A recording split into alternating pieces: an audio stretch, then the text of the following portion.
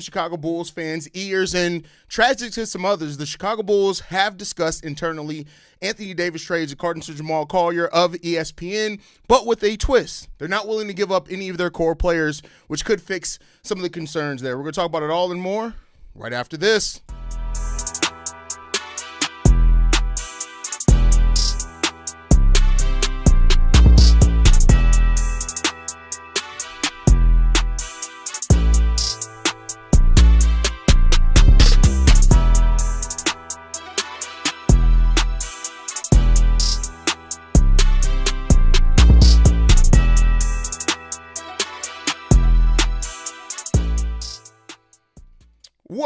What's going on, Bulls fans? Welcome to another episode of Chicago Bulls Central, your number one spot for everything Chicago Bulls related. I'm the host there, Haize, but more importantly, you guys can follow the channel at Bulls Central Pod on every social media platform we happen to be on. With that said, let's go ahead and get into this content for today. This one's reported by Jamal Collier of ESPN, who says this: the Bulls have discussed internally trading for Anthony Davis. However, the Bulls aren't willing to take a chance at this point, and they are unwilling to include any of their core players in the trade. Going on to say this: I don't think going out and chasing X megastar is a way to proceed, at least today. Now, let's see this, right? If the Bulls are interested in trading for Anthony Davis, but are unwilling to give up the core, what does that mean? If you first have to look at and examine which players that AK has talked about as being part of the core before. Josh Giddey, Coby White, Buzelis, Ayo Dosunmu are all players that are looked at as core players for the Chicago Bulls team. One could even include Noa Essengue into this. And while I am somebody who I've always had major concerns in regards about the potential of trading for Anthony Davis, here's the thing. My concern in that one came down to giving up players like Coby and or Ayo in a pursuit of Anthony Davis, who is often injured. Now, when you hear that the Bulls are unwilling to give up their core pieces, what does that mean? That probably means that they're looking at giving up just the expiring contracts. And for that, they could technically give up players like Zach Collins, Kevin Huerter, Nikola Vucevic, which more than gets you to matching the salary amount of Anthony Davis. Now, if that ends up being the case, that would probably mean that the Bulls are going to have to include multiple first-round picks that if I'm the Bulls, I'm pushing further down the road. So the question then becomes about, if you're keeping your core players together, if you are adding Anthony Davis to Josh Giddey, Coby White, Ayo Dosunmu, Buzelis, and you're adding Anthony Davis to that, and that becomes your core five. The pros and cons of that become Anthony Davis and Josh Giddey can be a great pick and roll combo, but you now have given up a lot of your depth, right? Now, keeping the core together, I would say this: I would trust the Bulls can be able to replace bench depth than to replace a player like Ayo, for example, right? So if you're keeping your core players together and you're adding Anthony Davis to that with players that you may not keep long-term, I guess the risk of that becomes mitigated some, but you're still trading for a player on a $58 million contract who's only played, over 58 games once since the 2019-20 season. And the injury concerns with Anthony Davis are huge, right?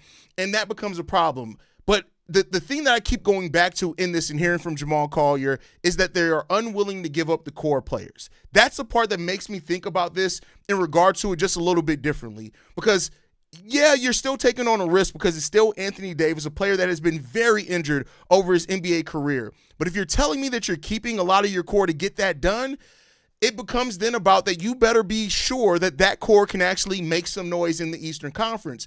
And that's what it becomes about. How good is a core that has Coby and Giddey and Anthony Davis and Buzelis and either Isaac Okoro, Ayo still on the team? What does that core then look like? Because your bench depth then is gone. Vooch is gone, which that's not – okay, that's a illegitimate point. Anthony Davis is so good on both sides of the ball. We know he's better than Vooch. The question is how many games he's going to be out there. Giving up Kevin Huerter, that's a player that's been really important in your bench unit, and Zach Collins potentially. That's a question there. Now, if the Mavericks start then asking for players like Noa Essengue back, if they say, hey, it's cool, we don't want Coby, we don't want Ayo, we don't want Giddey, we don't want Modest, but you have to include matching salary and Noa Essengue and maybe another future first-round pick. Would you be willing to do that in that case? And that's where I think AK and the Mavs aren't giving away Anthony Davis for nothing. I want to be clear there. I think everybody has come to that realization. No matter how big of a Bulls homer you are, you know that the Mavs aren't just giving away Anthony Davis. So they're either going to want young talent or draft picks back, right? Even if they're willing to take on expiring salary.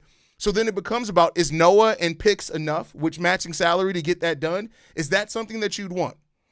And I tell you what, again, if you're keeping your core together, I don't hate it. I still don't think it's the perfect move. I still think you have some serious concerns with injury. Keep in mind, Anthony Davis does not want to play center. He doesn't want to play center. So in that case, you're moving Modest probably to the small forward. You're bringing in Anthony Davis as your power forward. Now, who's your center at that point? You're probably not keeping Vooch unless they just want expirings. Okay, I mean, you can sell me on Anthony Davis being good enough of a rim protector to be next to Nikola Vucevic. The question becomes about them offensively, as both of them, kind of like to drift out to that perimeter. You have that question about it. It's there. But I do think this shows that, I see Dr. Mantis saying Acme brain dead. I disagree on that one. Anthony Davis is not the type of player that, to me, with the injury concerns, that you can give up your core and feel comfortable about trading for Anthony Davis because you don't know how much he's going to be out there on the court. But if you're keeping your core together, it makes a little bit more sense. Jalen Smith, cool. Draft. Here's the thing, though, Flaccavelli. If they're just taking expiring back, you're giving up your picks. They're probably going to want the pick in 2026. And the reason why I say that is that even if the Bulls pick ends up being in the 20s, this draft is so deep, you're probably going to want a 2026 pick. So you're probably going to want that pick in 2026. So the Bulls aren't going to have a draft pick in 2026. And let's say then you trade 2026 and 2028 or 2030 unprotected. That means that you're not really having a chance keep in mind, Anthony Davis only has 2 years on his contract after that. So you're not running into that runway to where you have a chance to draft a center. So I don't know if drafting a center is the perfect option there either, right? So there you go on that one. The Portland pick, they're probably going to want the Portland pick too. I would imagine that. I don't think the Bulls can get away with not giving up that Portland pick in there. Again, Matt, I don't mind giving up picks either if you're keeping your core together, but you have to keep Modest and Noah. You can have the future picks, but the two young players, we have to keep Modest and Noah in that case, in my opinion, right? But we'll see. We'll see. It's interesting. You had me sold for a minute, but I'd rather just throw as much money as possible. You're not getting Duren, though. And listen, I'm not mad at that, but I don't think the Pistons, with the way that Duren played, they're not going to let him go. They let Jaden Ivey walk, I think, before they let Jalen Duren walk. That's just my personal opinion. Coming into the season where Jalen Duren hadn't made that offense and defensive leap, I would agree with you. I would have tried to price them out. But I don't know if they're going to be willing to let Duren get priced out this year with that.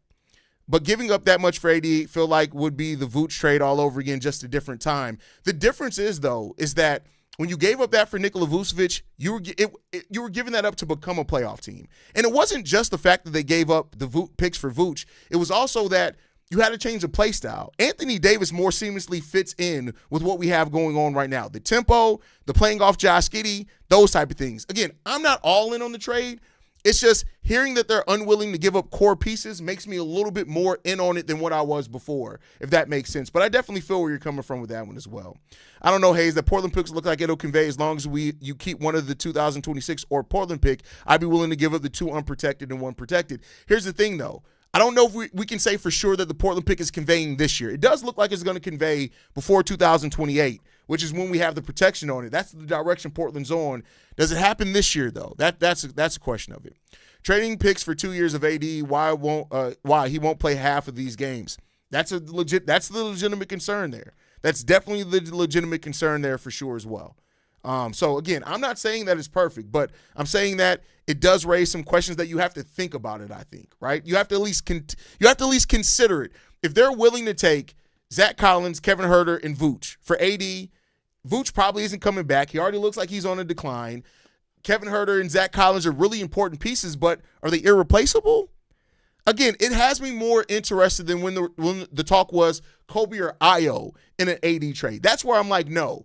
If you're saying that they're willing to take the expirings and focus more on the picks, I'm a little bit more in on that. A little bit. Again, not saying that it's a home run or it's a trade that I think I'm all in for. It just makes it a little bit more palpable, I feel like, if that ends up being the case. A little bit more, in my opinion. Not hugely, a little bit more. Other than that, we don't need AD. Here's the thing. You need somebody like AD. You need somebody like AD's skill set. I'm not saying it has to be AD, but you need a rim protector. You need a defender that is like when Anthony Davis is on the court, his teams are some of the best in the league defensively. You need that type of guy. The price tag. That's why I said if AD was an unrestricted free agent and you could tell me that you can sign him for 25 to 30, I'd be all in. Trading for an almost $60 million contract is a little bit of a concern there. It's a little bit of a concern there for sure, right? Do you think Gobert is a good fit for the Bulls? I mean, you run into some of that same stuff with AD. He's even less of a offensive threat, but defensively he does bring a lot of that too. So there you go on that one. But all right, I'd rather have Sabonis. See, Sabonis just keeps the style that we have going on. It doesn't change the style. It adds nothing defensively to this team. It just gives you a younger player, a younger and better version of Vooch. That's what that is. It's a younger and better version of Vooch. And the question then becomes about how much does that really change your ceiling? I think it's a fair question there, right? We'll see. But overall, like I said, not a perfect trade. Still have super big concerns about injuries and the money and stuff like that. But again, if you're talking about trading in just the salary filler, I'm more in on it. I understand it more. I still don't love it though. But you guys can let me know how you feel on it down below. I just wanted to bring that I tried to record it as a pre-recorded episode, but for some reason my camera didn't record the video, so I was like, F it. We'll do it live. That's how we do things around here anyway. We'll do it live. But let me know what you guys feel on everything down below. Let me know in the comments. Should the Bulls stick with their young core, or do you think in just sending back the expiring and non-core pieces is enough to take the chance of an Anthony Davis? Let me know what you guys think on that one down below. Make sure you like and subscribe to the channel. Keep those notifications so you never miss an episode as well. Make sure you guys are following us at Bulls Central Pod. You can send us any feedback, questions, comments, concerns, bullscentralpod@gmail.com. And lastly, if you want to leave a text message and or voicemail for the mailbag, the number to do so, 773-270-2799. We are the #1 spot for everything Chicago Bulls related. And I catch you guys later on tonight for the game. Go Bulls, y'all. Peace. This has been a presentation of the Break Media.